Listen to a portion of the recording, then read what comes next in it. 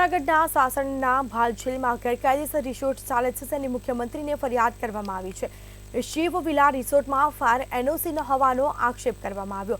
સાર્વજનિક પ્લોટમાં swimming pool તેમજ ગેમ ઝોનનો આક્ષેપ કરવામાં આવ્યો છે। જો કે 1 વર્ષ પહેલા સીલ કરવાનો હુકમ પણ કરવામાં આવ્યો, ત્યારે હુકમનો ભંગ કરતું તંત્ર ફરી એકવાર ઝડપાયું।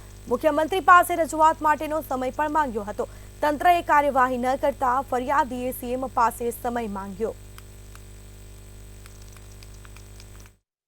અને મારી જમીન પડી છે ભાલછેલ ગામમાં, અને ત્યાં અમે અઠવાડિયું પહેલા જોવા માટે ગયા હતા, બાંધકામ કરવા માટે।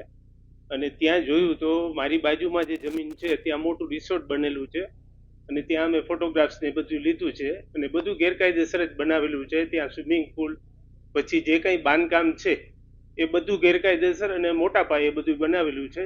એટલે અમે તંત્રને જાણ કરી અને રાજકોટનું જે આ બનાવ થયો એવું બનાવ ન થાય એવી રજૂઆત કરેલી છે।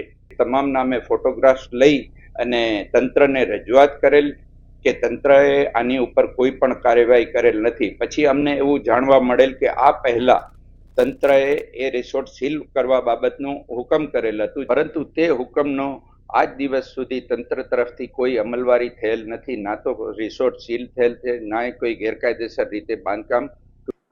આ જે રિસોર્ટની વિરુદ્ધમાં જે ફરિયાદ છે એમાં જે તે બાબતે ફરિયાદ કરવામાં આવેલી છે, એ બાબતમાં અત્યારમાં કાગળની કાર્યવાહી શરૂ કરેલી છે અને ટાઈમસર એને નોટિસ પણ આપેલી છે। જેવો નોટિસનો સમયગાળો પૂરો થશે અને આગળ જે એની કાર્યવાહી કરવાની હશે નિયમ અનુસાર એ અહીંયાથી કરવામાં આવશે।